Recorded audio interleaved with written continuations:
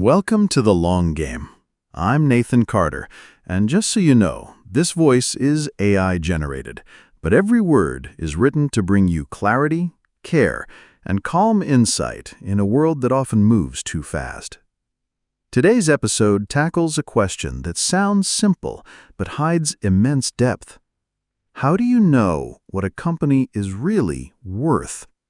Not what the market says it's worth, not what the headlines scream, not what a friend texts you at midnight, but the true value of a business.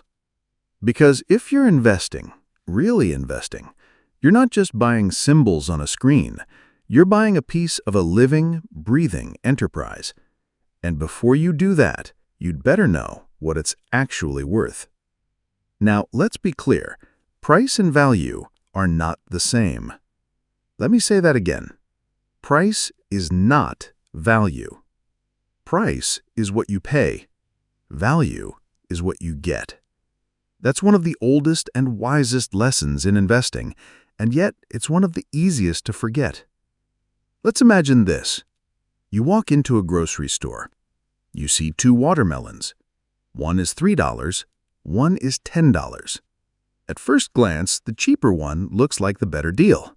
But look closer. The $10 melon is heavier, riper, sweeter. You ask the shopkeeper, and he says this one comes from a farm that hand-picks its harvest, uses no chemicals, and delivers same day. The $3 one? It's been in the back for a week. Looks fine, but it's watery inside. Now tell me, which one is worth more? That's value. In the stock market, it's the same. Stocks have prices, but the value behind them is rooted in business fundamentals: revenue, profit, growth, leadership, brand, risk, durability. To know what a company is really worth, you have to look under the hood. You don't guess, you understand. Let's take a real-world example: Costco.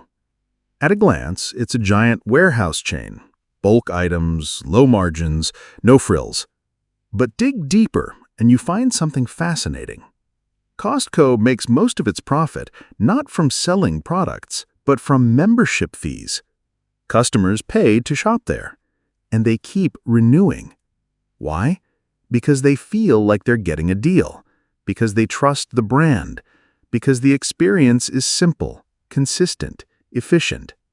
That steady, recurring membership income is predictable, sticky, durable. That's hidden value. When you know that, when you see that business model clearly, you start to see why Costco might be worth more than its price suggests. Now let's flip the script. Let's look at a company like WeWork at its peak hype. Years ago, it was being valued like a tech company, tens of billions of dollars. But what was it really? A real estate business. It leased space and re-leased it. Its core business was capital-intensive, volatile, and dependent on rising valuations. The value wasn't there, not in the way the market was pricing it.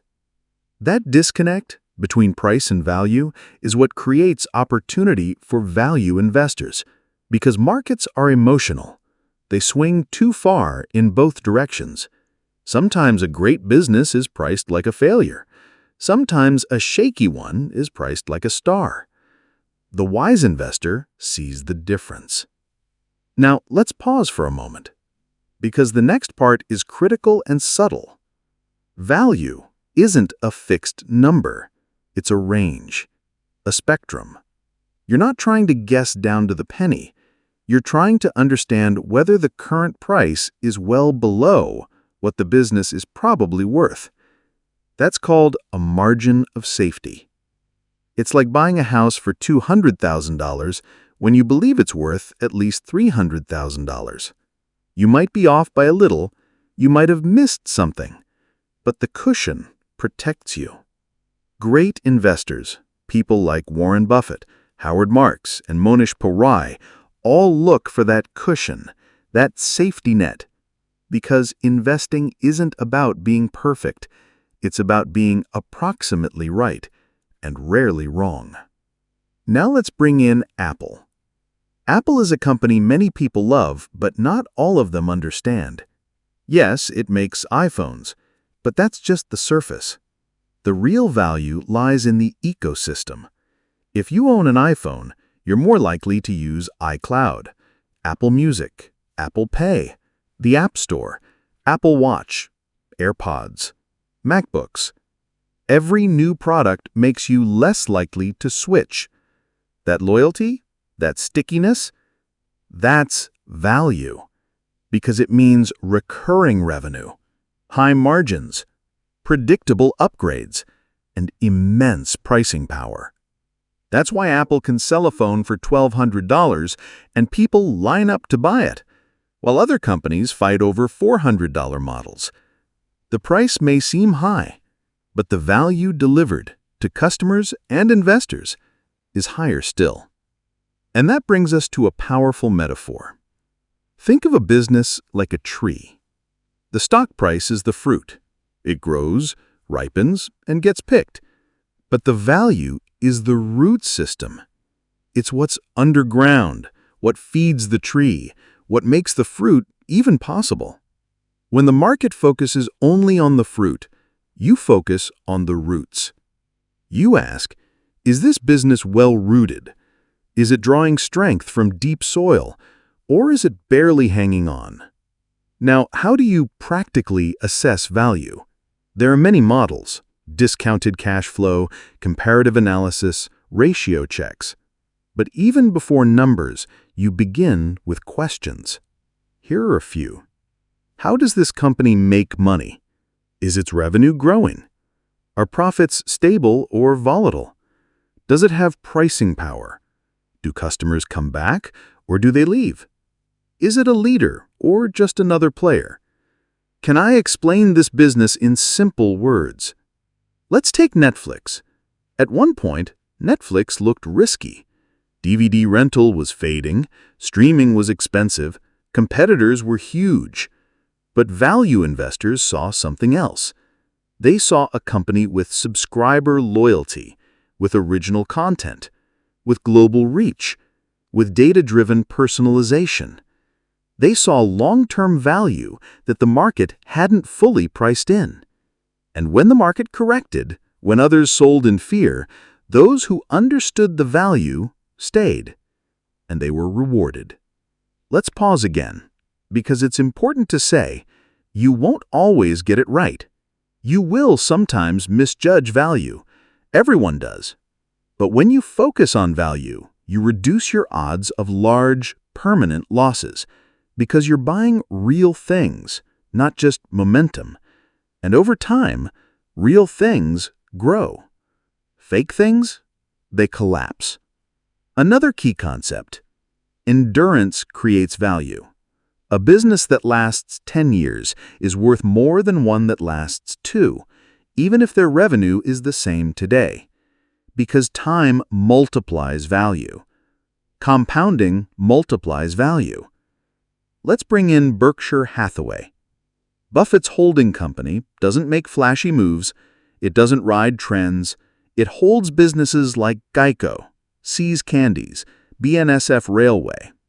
Boring? Maybe, but consistent, profitable, durable. That's value.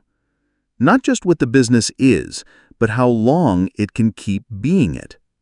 Now here's a trick you can use. Ask yourself, would I want to own this company if the stock market shut down for 10 years? If the answer is yes, you likely found something with real value. If the answer is no, maybe you're just chasing the fruit, not the roots. And one final insight. The best values are often invisible at first, because the market follows attention. By the time everyone's looking, the price usually reflects it. So real value investing often feels lonely, contrarian, quiet. But that's where the edge is. Not in being louder, but in seeing clearer. Not in chasing what's hot, but in understanding what's enduring. Let me close with this. In a world obsessed with price, be the person who sees value. When others follow noise, be the one who listens for signal. When markets panic, be the one asking, has the real value changed? Because over time, price always returns to value. Not in days, not in weeks, but always. Thank you for listening to The Long Game. I'm Nathan Carter. Think deeply. Look beneath the surface and always ask, what is this really worth? Because that question is where wealth begins.